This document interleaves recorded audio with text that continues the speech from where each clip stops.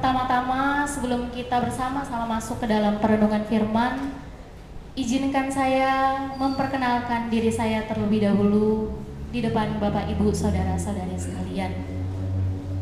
Nami kulo Lucia Setrisa. Kulo meniko asline saking Sulawesi.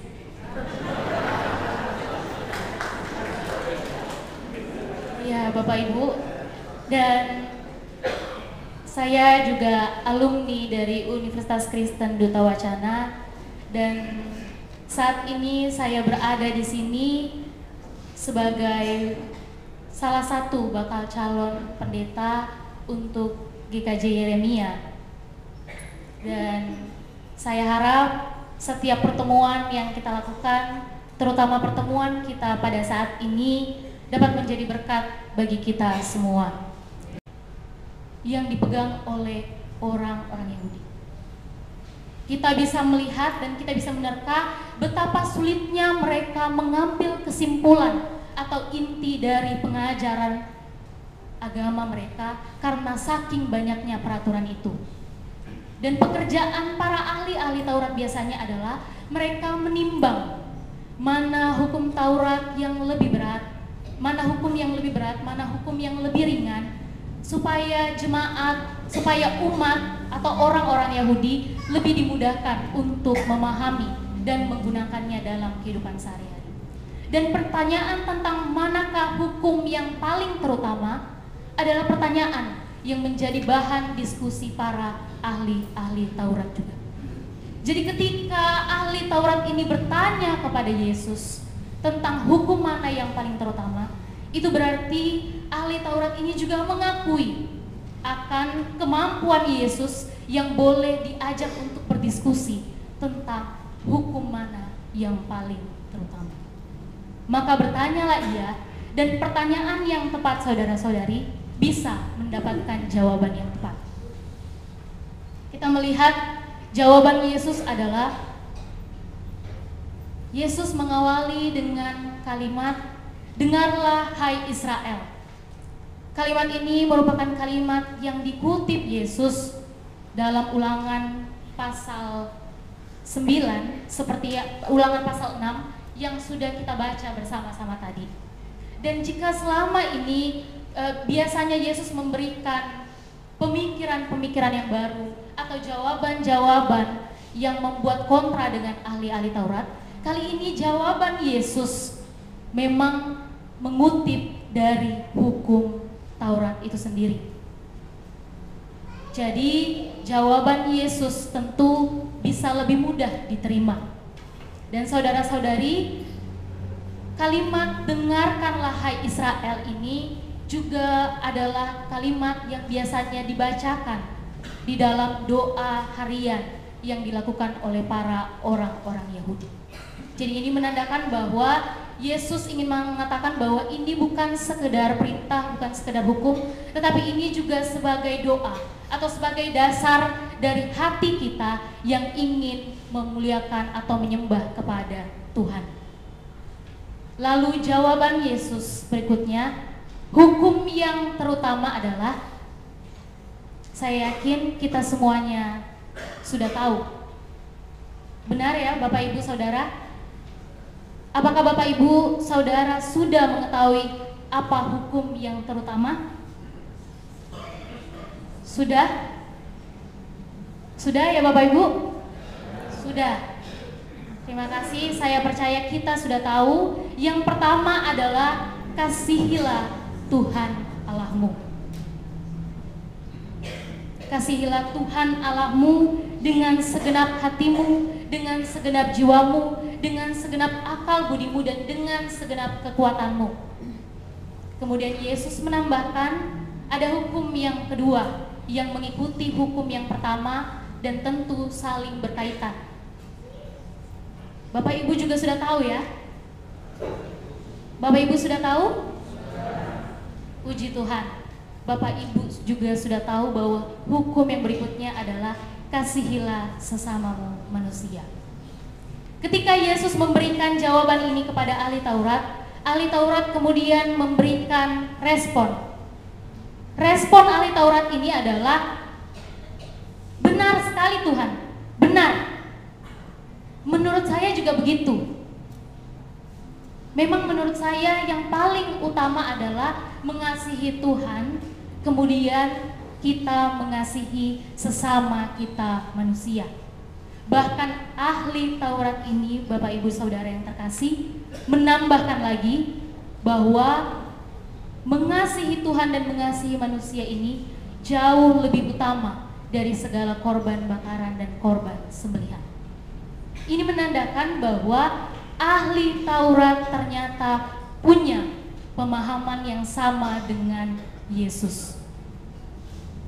Jadi perjuangan ahli Taurat ini yang kita baca, perjuangan yang ia lakukan untuk membaca Taurat, merenungkannya, kemudian menggali, mencoba memahaminya lagi lebih dalam, tidak sia-sia.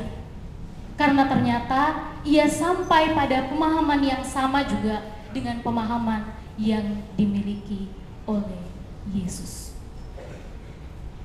Dan saudara-saudari yang terkasih, yang lebih menarik lagi adalah untuk pertama kalinya kita melihat Yesus memberikan apresiasi. Yesus mengakui kemampuan seorang ahli Taurat. Ini sangat jarang terjadi. Biasanya perdebatan yang terjadi. Tetapi kali ini kita melihat Yesus memberikan apresiasi, pengakuan. Bahkan dalam teks Markus mengatakan bahwa Yesus mengakui kebijaksanaan ahli Taurat ini dalam menjawab. Kalimat yang digunakan oleh Yesus adalah, engkau tidak jauh dari kerajaan Allah. Engkau tidak jauh dari kerajaan Allah. Kalau kita mencoba memahami kalimat ini, saudara-saudari, kita mungkin bisa mengerti betapa kuatnya kalimat yang diberikan oleh Yesus. Engkau tidak jauh dari kerajaan Allah. Saudara-saudari, ketika kita ingin menuju kepada suatu tempat, suatu tujuan, lokasi, atau mungkin ada pengalaman mendaki gunung dan kita ingin mencapai puncak itu, ketika kita masih jauh, kemungkinan kita untuk menyerah lebih besar. Bahkan yang ada dalam pikiran kita adalah kita bertanya-tanya, apakah mungkin kita bisa sampai? Bahkan keraguan bisa jadi timbul di dalam hati kita untuk membuat kita menyerah dalam perjalanan kita. Tetapi ketika kita sudah hampir mencapai puncak, ketika puncak itu tidak jauh atau tempat itu sudah tidak jauh dari kita, bukankah hati kita akan lebih bersemangat? Karena kita menyadari bahwa ada perjalanan panjang yang sudah kita lalui dan tujuan kita boleh jadi menjadi lebih dekat. Jadi saudara-saudari yang terkasih, kalimat bahwa engkau tidak jauh dari kerajaan Allah, bagi saya ini adalah penguatan dari Yesus. Bahwa saudara-saudari yang terkasih, ketika Bapak, Ibu, dan Saudara boleh memahami firman Tuhan, Bapak, Ibu, Saudara boleh tahu mana hukum yang terutama. Dan ketika Bapak, Ibu, Saudara sudah boleh dan sering merenungkan firman Tuhan dalam kehidupan Bapak, Ibu, saya ucapkan selamat untuk kita semua. Selamat karena kita tidak jauh dari kerajaan Allah. Selamat karena perjuangan kita tidak jauh dari kerajaan Allah. Pemahaman akan firman Tuhan dan pengetahuan tentang hukum yang terutama membawa kita pada kondisi kita tidak jauh dari kerajaan Allah. Berarti tidak begitu banyak lagi pengorbanan yang kita lakukan dibandingkan dengan ketika kita masih sangat jauh dari kerajaan Allah. Yesus memberikan kita kekuatan bahwa kita tidak jauh dari kerajaan Allah. Yesus memberikan kekuatan juga kepada ahli Taurat ini bahwa ahli Taurat ini tidak jauh dari kerajaan Allah. Maka yang perlu kita lakukan adalah pertama, kita bersyukur bahwa kita tidak jauh dari kerajaan Allah. Itu sesuatu hal yang perlu kita syukuri. Ternyata kita tidak jauh. Sedikit lagi, sedikit perjuangan lagi saudara-saudari. Tetapi tidak jauh itu juga berarti hampir sampai. Hampir sampai juga berarti kita belum sampai. Belum sampai kepada kerajaan Allah dalam posisi yang tidak jauh.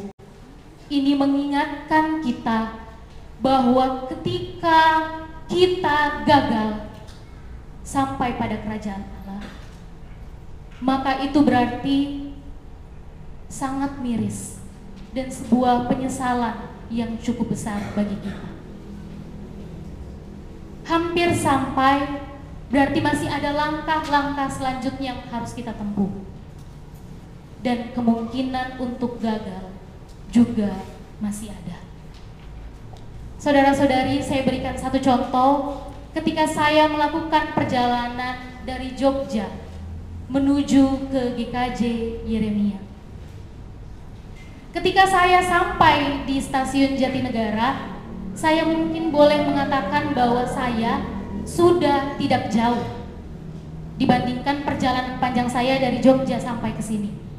Sudah tidak seberapa jauh, hampir sampai. Tetapi jika karena saya melihat orang berdesak-desakan naik KRL dan saya memutuskan untuk tidak melanjutkan perjalanan saya sampai ke GKJ Yeremia, apa tanggapan Bapak Ibu Saudara? Ya agak lucu juga ya Bapak Ibu ya. Sayang sekali udah mencapai perjalanan yang cukup jauh, sudah hampir sampai, tapi karena sedikit tantangan saja kok saya malah mengurungkan niat saya. Sedikit lucu dan juga miris, sedih, dan tentu bagi kita yang melihatnya atau bagi mungkin yang merasakannya akan merasakan penyesalan. Oleh karena itu saudara-saudari, ketika kita boleh berada pada situasi tidak jauh dari kerajaan Allah, saya mengajak kita hari ini untuk bersama-sama berjuang supaya kita semua bisa sampai di kerajaan Allah. Sayang sekali kalau kita tidak sampai di kerajaan Allah karena kita sudah cukup dekat. Hampir sampai, sedikit lagi. Dan tentu ada langkah yang harus kita ambil. Ada langkah-langkah berikutnya yang harus kita lakukan. Saya yakin kita boleh setuju bahwa langkah yang harus kita ambil agar kita tidak berhenti pada posisi tidak jauh, tetapi kita boleh sampai.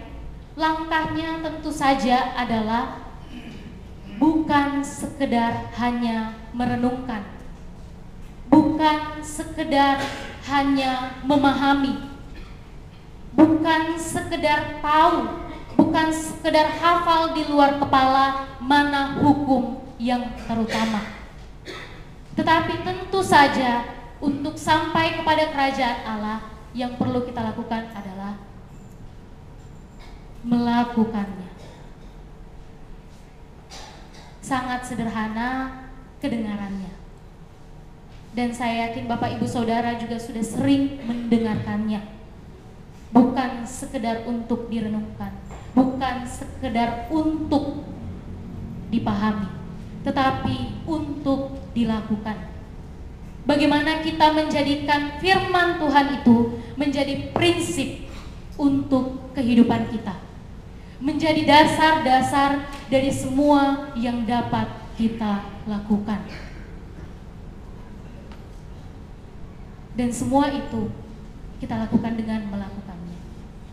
Saudara-saudari yang terkasih, kelihatannya mungkin sangat sulit setelah kita mencoba dalam kehidupan sehari-hari. Saya yakin mengenai melakukan firman Tuhan ini bukan pertama kali Bapak Ibu mendengarkan. Bahkan mungkin Bapak Ibu sudah berkali-kali mencoba. Tetapi untuk benar-benar melakukan seluruhnya sangat sulit, susah. Oleh karena itu hari ini kita mendapat penguatan lagi, kita tidak jauh. Supaya semangat kita untuk melakukannya lebih bertambah besar. Kita perlu melakukannya supaya kita tidak menyesal. Kita perlu melakukannya supaya pengorbanan dan hasil yang kita peroleh sampai saat ini tidak sia-sia. Dan saya yakin kita juga meyakini bahwa perjalanan kita untuk sampai pada saat ini, sampai pada pemahaman yang baru, semuanya juga adalah karena pertolongan Tuhan. Dan dengan itu pertolongan Tuhan juga yang memampukan kita untuk melakukan semua kehendak-Nya. Dengan jalan itulah saudara-saudari yang terkasih, kita dapat disebut sebagai pribadi yang benar-benar mencintai firman Tuhan. Bukan sekedar merenungkan, bukan sekedar memahami, tetapi menjadikannya prinsip di dalam kehidupan kita sehari-hari. Ketika kita boleh merenungkannya siang dan malam, setiap saat, maka saya percaya ketika kita melakukan sesuatu, kita akan selalu mendasari kehidupan kita dengan firman Tuhan itu.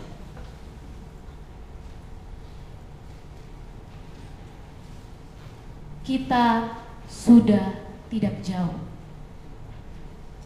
Marilah kita berjuang bersama-sama supaya kita bisa benar-benar sampai pada kerajaan Allah itu. Dalam Injil Markus, kerajaan Allah ini juga berarti Yesus itu sendiri.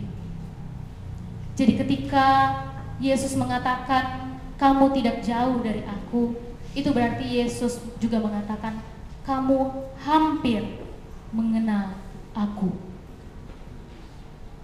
Dan untuk lebih mengenal Yesus, seperti yang sudah saya katakan dan kita pahami, harus ada langkah-langkah yang kita ambil.